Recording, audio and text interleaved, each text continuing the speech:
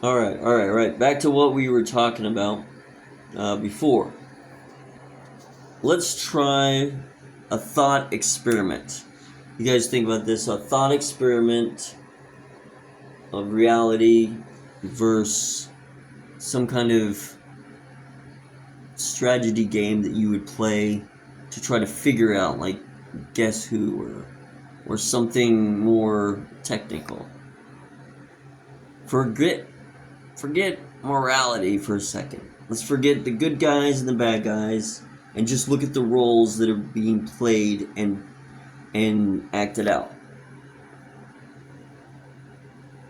I want you to imagine marijuana as a medication or alcohol. Something you can buy at the mom and pop store down the road. Or anything that people want to use or pay for. Okay? Now, imagine there's only two providers for these things. You have one person that organically comes about with it. They grow it, they do their work, they tend to it, they harvest it, they dry it, they package it, they make sure it doesn't get moldy, they make sure it's crisp and when you were able to get it. But the thing is, they exist outside of the law. No license, no protection, no safety net. They're just farmers. Just supply and demand. The other provider exists inside of the law, like dispensaries and pharmaceutical people. They're backed by the city, by the state. They have state programs, even the federal government. One provider, they just sell the product. That's all they do. They just make the customer happy. The other provider does everything they do, and then they confiscate it from the first provider. When the first provider loses their inventory, they lose everything. They have to start from scratch. When the second provider seizes inventory, they gain funding. They gain new equipment, money for new equipment, and then they're also gaining more money for overtime. They're able to pay their guys better. They're able to feed them better. They get grants from the city and state because of the job that they are doing, the good job that they're in. The political justification is through the roof. I'm not talking about villains. Think about it. I'm talking about incentives. Now, here's where it stops being theoretical. Because on paper, here in the United States, the United States has moved marijuana from a Schedule 1 drug down to a Schedule 3 drug. On paper, and then in the flashy media, it's being treated more like alcohol. Something you can buy anywhere. But the problem is, that doesn't happen overnight. There's a gap. A year-long limbo where it's kind of up in the air. But in that gap, enforcement doesn't pause. It surveys. Last year, I watched a man walk through a cannabis club with his phone out, recording everything. He wasn't talking. He was quiet. It's methodological, just making sure he got every single thing. He was calm. Back in the back, there was, in the arcade where there was neon lights everywhere, and there was arcade games and a pool table and a jukebox was sitting there. Everything was awesome, except this guy was smoking these little crystals in this little device and then inhaling and blowing out. He just looked intoxicated. He filmed that. And then he went into the larger area where the farmer's market was at, and there was enormous amounts of products on people's tables. These little farmers, mom and pop places, just selling product. Nothing hidden. Nothing was a secret. It was just all out there on display. It was just documented. Everything was documented. I don't know who he was.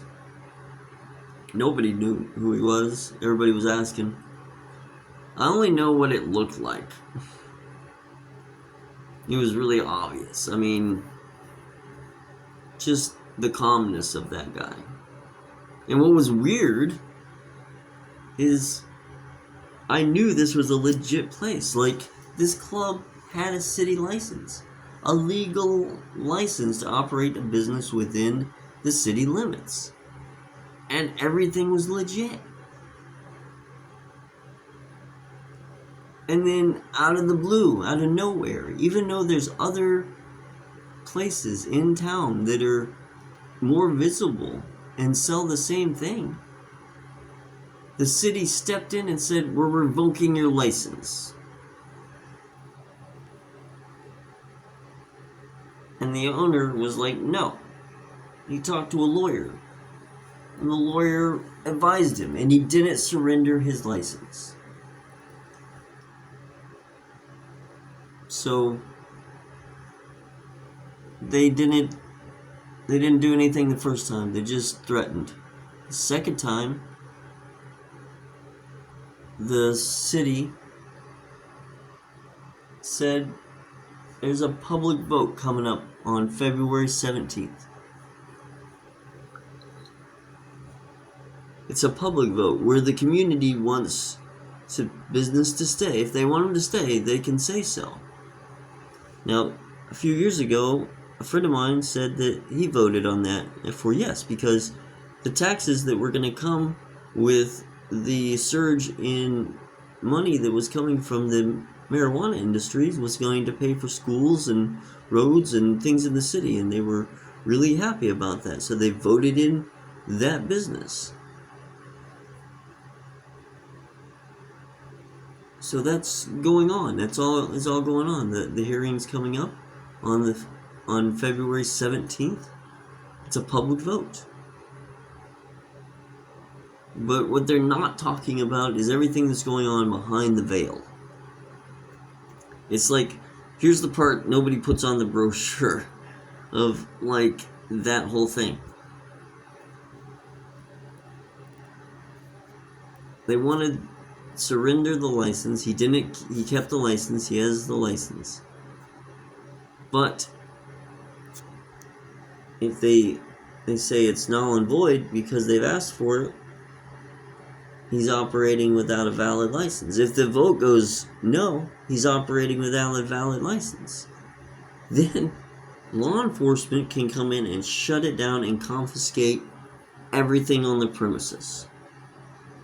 It doesn't take a rocket science to think about this thought experiment any other way than think about, if you were the second provider, what would you do? How would you, test this situation? Think about it. There's a farmer's market night going on Friday night. Hundreds of people. Hundreds of pounds of products sitting there. There's vendors, families that have come up and spent their time just to get a little extra money to pay for food and rent and a few other things. And there's the customers, all the people that are there to try to get a good deal and spend time with people that like them and are, more enjoyable than alcoholics and people in different areas. There's records and there's equipment everywhere. Enforcement can take everything.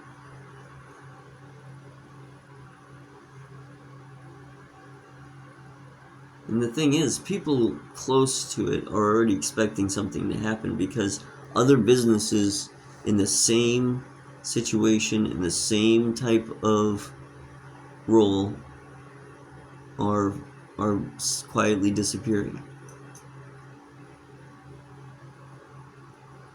what is strange is this. There are clean, glossy dispensaries operating in plain sight, right on Main Street, fully visible, fully approved. But here's where the pressure lands. On the fringe, out on the outside, on the place that doesn't fit the polished tempo, the one that's too much fun, the one that people are having too much fun at. So, is this about safety? Or is this thought process about who gets to be legitimate? The thing is, and most people that don't smoke don't realize this, they don't get this. Most people can't smoke at home. A lot of people don't like the smell of marijuana. You can't smoke in your apartment because you might set off the smoke alarm. Or worse, the sprinklers, and then ruin everything you have in there. And then smoking in your car is very iffy because you have to douse it with, those little tree things you hang from on the rear view mirror. I mean, how many of those can you put in there that's going to cover up marijuana smell before where the smoke smell? And driving and smoking is illegal. It can be like a DUI, driving under the influence, which is crazy. You can smoke cigarettes and do that, and you're just fine. And then it's just smoking in public where people are smoking their cigarettes is really frowned upon, and people will go get the police. They'll just rat you out, So where do you go? Well, for the last couple years, we've been going to this cannabis place. It was designed for it. It was a lounge where people who didn't drink wanted to go relax and just hang out with other people and be entertained by the group of awesomeness, And now, those places are quietly being eliminated. Cannabis is being normalized on paper. But normalization without protection creates a harvest season. A year where enforcement still has all of the tools, and people living inside the gap have none of the shelter. And when the law changes slowly, the people, they pay first.